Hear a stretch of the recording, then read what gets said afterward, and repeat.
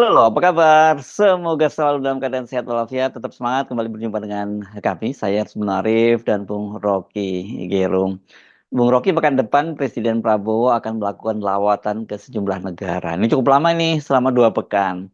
Itu artinya Wakil Presiden Gibran Rakabuming secara resmi akan menjadi presiden sementara atau presiden ad interim selama Pak Prabowo pergi. Nah, ini yang banyak mendapat sorotan dan di berbagai media membuat judul Gibran akan pegang kendali Republik Indonesia selama Prabowo pergi. Ada semacam itu ya. Dan ya saya kira nggak salah ya, walaupun ad interim kan selama Pak Prabowo pergi itu artinya yang menjadi penguasa tertinggi di Republik ini ya Gibran gitu. Kita paham lah di balik judul-judul semacam itu ada semacam keraguan kepada kapasitas Gibran mengendalikan negara sebesar Indonesia, kendati itu hanya bersifat sementara. Ya, tentu ada yang menunggu harap-harap cemas peristiwa itu ketika pemerintahan dalam negeri itu diwakilkan atau dimandatkan secara hierarkis memang harus dipimpin oleh wakil presiden. Jadi 20 ya mungkin 1 bulan Pak Prabowo tidak ada di Indonesia, itu kemudian jadi semacam pertaruhan untuk ujian pertama. Kalau wakil presiden mampu untuk mengendalikan, mengarahkan, dan mengevaluasi kabinetnya, saya kira itu juga semacam jebakan psikologis yang ya orang akhirnya berpikir apakah ini disengaja untuk menguji kapasitas wakil presiden, apakah menteri-menteri akan punya disiplin yang sama seperti kalau kabinet itu dipimpin secara diskursif oleh Pak Prabowo. Jadi Pak Wapres ini nanti akan menemukan sendiri apa yang disebut sebagai ujian kapasitas. Dan lebih dari itu tentu adalah ujian psikologis karena beliau akan berhadapan dengan menteri-menteri teknis yang sebetulnya udah dia kenal karena bagian juga dari rejim sebelumnya, menteri-menteri ayahnya sendiri. Tetapi kita masuk dalam satu upacara resmi ketika seseorang harus dengan kemampuan profesional memimpin isu-isu dalam kabinet. Nah, ini yang semacam pertaruhan psikopolitik yang ditunggu-tunggu oleh netizen sebetulnya. Tetapi kita harus duga juga bahwa kapasitas untuk menghasilkan kebijakan di dalam kabinet yang sangat besar seringkali masuk dalam jebakan coba kita carikan istilah ekonominya, diminishing return, itu the law of diminishing return, bahwa semakin banyak input yang diberikan untuk satu unit kerja yang sebetulnya memerlukan simplicity, itu akan menyebabkan produk atau output dari unit itu mengalami penurunan di dalam output efisiensinya. Itu sama seperti kita taruh 5 orang membajak sawah, hasilnya sawah setengah hektar misalnya, hasilnya bagus, maka ditambah lagi tuh dikasih 10 orang makin tinggi hasilnya. Tetapi begitu ada batas yang dilewati, ditaruh 100 orang, itu artinya sawah itu nggak akan produktif lagi karena semua orang saling injak menginjak di sawah itu kan. Jadi hasilnya returnnya akan mengalami penurunan. Nah, itu yang disebut diminishing return di dalam ilmu ekonomi. Tapi hal yang sama juga bisa kita lihat di dalam birokrasi yang red tape-nya terlalu panjang dan terlalu sebut aja ini kabinet yang mengalami obesitas sehingga tidak lentur untuk bergerak. Kepergian Pak Prabowo ke luar negeri, ya ini kan sebenarnya sudah kita prediksi jauh-jauh hari sebelumnya ya. Bahkan ini kita prediksi akan sangat sering ini Pak Prabowo pergi keliling dunia. Beda sekali dengan Pak Jokowinya karena profil internasionalnya Pak Prabowo itu berbeda banget dengan Pak Jokowi yang inward looking. Pak Prabowo ini outward looking gitu dan punya jaringan kuat di dunia internasional. Dan itu artinya kan Gibran itu akan sering kali memegang kendali. Tapi itu dengan catatan kalau dia lulus tes awal ketika Pak Prabowo melakukan lawatan perdana ke luar negeri pada pekan depan ini ya, Bung Rocky, seperti tadi Anda katakan. Ya, 1 minggu atau 2 atau bahkan 3 minggu Pak Prabowo di luar negeri sebagai presiden. Tentu dia ingin memperkenalkan postur kabinetnya, dia ingin memperkenalkan siapa-siapa di dalam kabinetnya yang mampu jadi jaminan, terutama dalam soal investasi. Ya pasti Sri Mulyani yang mesti ikut karena Sri Mulyani yang jadi semacam personal garanti dalam urusan financial global financial institution. Kan Sri Mulyani mesti dijaminan bahwa tambahan utang itu akan dikelola secara prudent. Tambahan utang kalau diberikan oleh pemerintahan baru Amerika, misalnya oleh Kamala Harris atau apalagi oleh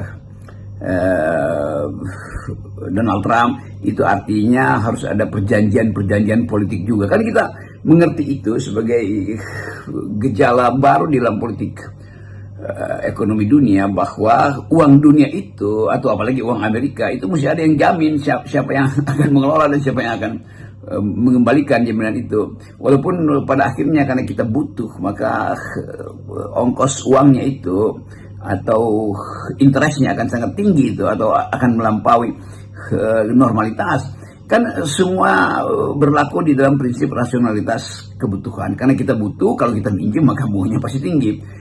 Kan itu juga apa yang dia akan dibawakan oleh Pak Prabowo, termasuk mendalilkan kenapa Indonesia masuk ke BRICS, tidak ke OECD misalnya. Itu kan akan ada pertanyaan tuh, kalau dia pergi ke Cina, nah tentu Cina mungkin nggak akan tanya, karena bagi Cina udahlah, top BRICS itu juga bagian dari kepentingan semacam negara-negara selatan untuk berhadapan dengan kapitalisme dunia. Tetapi Indonesia ada di dalam tatapan itu. Kalau dia masuk BRICS artinya dia menghindar dari tapisan-tapisan rasional yang diperlukan untuk bergaul dalam dunia kapitalis misalnya. Karena OECD itu butuh semacam metodologi yang lebih rapi. Kalau BRICS kelihatannya nggak rapi-rapi banget. Ekonomi kita juga bisa diterima di BRICS misalnya. Jadi itu semuanya harus kita lihat paralel. Jadi apa yang dilakukan oleh Pak Prabowo di sebulan ke depan itu harus paralel dengan apa yang di isu-isu yang diangkat selama mungkin 4-5 kali sidang kabinet setiap hari Rabu di istana oleh Pak Gibran. Walaupun kita tahu tentu akan ada komunikasi antara Pak Gibran dengan Pak Prabowo terus menerus lewat WhatsApp atau Zoom misalnya, tetapi pers akan datang setiap hari Rabu untuk mewawancarai menteri-menteri, apakah yang mereka lakukan itu inline dengan apa yang sedang dijalankan oleh Pak Prabowo di luar negeri, apalagi kalau wakil presiden yang mesti menerangkan. Itu akan ada semacam sebetulnya kejomplangan bahasa tubuh. Artinya kan Gibran ini nanti juga akan memimpin rapat-rapat kabinet ya, Bung Rocky, selama Pak Prabowo berpergian ke luar negeri. Dan kalau itu kita bisa prediksi kan, itu kan bisa bakal sering terjadi. Ya, headline-nya pasti Wakil Presiden Gibran memimpin kabinet selama Presiden Prabowo ada di luar negeri.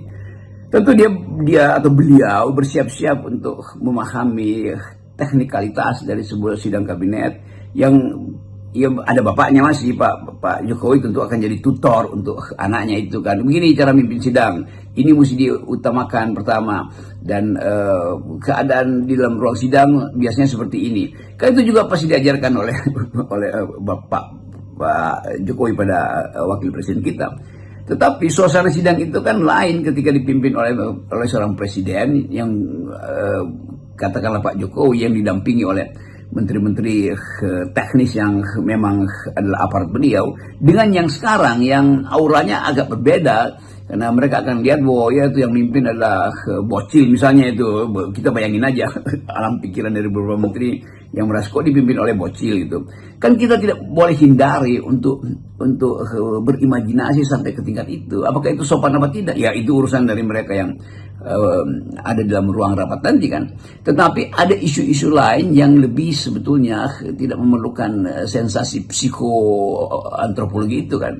Misalnya pertanyaan tentang mengapa Marwarar Sirait sebagai menteri secara simbolik memulai satu proyek perumahan yang harusnya berimplikasi pada kesejahteraan rakyat, tetapi dengan menggandeng pengusaha-pengusaha besar misalnya yang diucapkan oleh Pak Menteri Marwarar kemarin.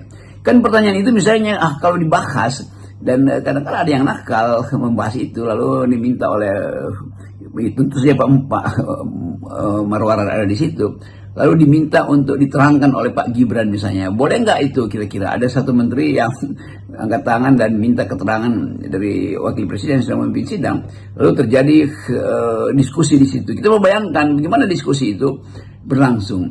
Nah, mestinya diskusi-diskusi semacam itu kan dibuka aja ke publik kan nggak ada rahasia di dalam kabinet. Jadi hal-hal yang mendebarkan tentu ditunggu oleh publik. Tapi kita anggap aja bahwa ada latihan pasti pada wakil presiden untuk mengatasi semacam kekakuan komunikasi atau bahkan macetnya diskusi. Kalau isu-isu yang terlalu teknis atau bahkan terlalu abstrak juga itu diajukan sebagai problem untuk diselesaikan di sidang kabinet, terutama soal keuangan, soal APBN, soal lingkungan, soal peta politik terakhir dengan ungkapan Ibu Mega bahwa dia diintai terus oleh istana karena disadap handphonenya. Kan semua itu akan ditanyakan wartawan setelah selesai sidang kabinet. Nah, kita tunggu bagaimana Pak Wakil Presiden melayani pertanyaan-pertanyaan publik semacam itu. Pasti seru ini Bung Rocky, kita membayangkan bagaimana jalannya rapat kabinet ketika dipimpin oleh Gibran. Kita tunggu ada yang cium tangan lagi, nambah nggak nih ketika nggak ada Pak Prabowo yang cium tangannya Gibran gitu. Dan tentu yang menarik itu membayangkan kalau kemudian Gibran itu harus menghadapi wartawan, menjelaskan tentang rapat kabinet itu, apa kira-kira yang akan dilakukan oleh Gibran? Pasti tidak akan lepas dari politik pencitraan dan memimpin kabinet. Setelah itu di depan setelah selesai ada wartawan resmi istana yang pasti akan diarahkan untuk sekedar hanya bertanya hal-hal yang mampu dijawab oleh wakil presiden. Kan manufacturing concern ini atau fabrikasi pendapat publik ini kan sudah pasti dijaga oleh siapa, ada dua orang, Pak Kodari dan Pak siapa namanya itu, Hasbi apa siapa yang megang pola komunikasi istana. Jadi pasti sudah di briefing, Gibran pasti di briefing oleh dua pejabat istana ini, Kodari dan kawannya itu, untuk memulai pelatihan bagaimana menghadapi wartawan. Juga wartawan istana pasti akan di-brief dengan cara yang sama. Ya, hanya boleh tanya ini ya, nanti kameranya ditunda, itu ada delay dalam perekaman misalnya. Jadi kita bisa bayangin bagaimana istana itu dijadikan semacam theater of the absurd gitu.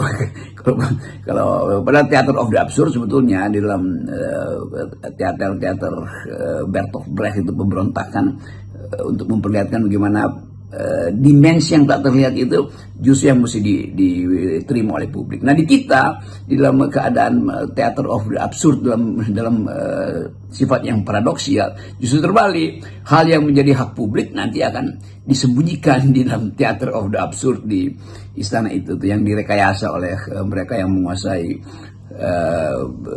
lembaga-lembaga survei supaya surveinya Pak Gibran tetap di atas, maka mesti diselundupkan beberapa istilah mungkin. Tetapi sekali lagi kan orang sudah punya pretext tentang kapasitas wakil presidennya. Orang sudah punya kemampuan untuk memprediksi kira-kira jenis kalimatnya apa, grammarnya apa, kosakatanya apa, narasinya apa. Kalau dia berbeda dengan yang biasa yang ada dalam genealogi pengetahuan publik tentang pola komunikasi Pak Gibran, tentu orang akan anggap itu pasti pakai earphone lagi, atau orang akan tuduh misalnya, oh itu pasti dihafal lagi kan itu masalahnya itu. Jadi kita mau lihat sebetulnya ujung dari permainan ini apa tuh. Sementara Pak Prabowo dalam upaya serius untuk memperkenalkan Indonesia menjadi player kembali dalam global politics, itu artinya Pak Prabowo akan sering bolak-balik luar negeri mungkin dalam tahun pertama tuh, dan itu kita akan lihat bagaimana koordinasi psikokomunikasi yang akan dihasilkan melalui wakil presiden. Jadi Indonesia untuk sementara akan dinilai bukan berdasarkan kapasitas birokratik kita atau kapasitas kabinet untuk menghasilkan harapan pada rakyat Indonesia, tapi justru akan dilihat atau ditonton oleh netizen sebagai konten untuk bikin TikTok atau apa aja yang memungkinkan orang melihat istana dari versi netizen. Oke, terima kasih Bung Rocky. Sekarang saya jadi paham mengapa dua orang pemilik lembaga survei itu menjadi dua pejabat penting ini di istana kepresidenan. Yang pertama itu udah lebih duluan di eranya Jokowi, yakni Hasan Nasbi yang sekarang jadi kepala komunikasi kantor presiden. Nah, ini berarti yang harus membriefing-briefing Gibran seperti Anda sampaikan tadi. Dan ada satu lagi, yakni wakil KSP, Kepala Staf Presiden, yakni Kodari. Ini juga pemilik lembaga survei, orang dekatnya Pak Jokowi juga. Ini jadi kelihatannya mereka ini memang disiapkan itu untuk menjadi pendamping dari Gibran. Lama akal Salam sehat. akal sehat, Bung Rocky.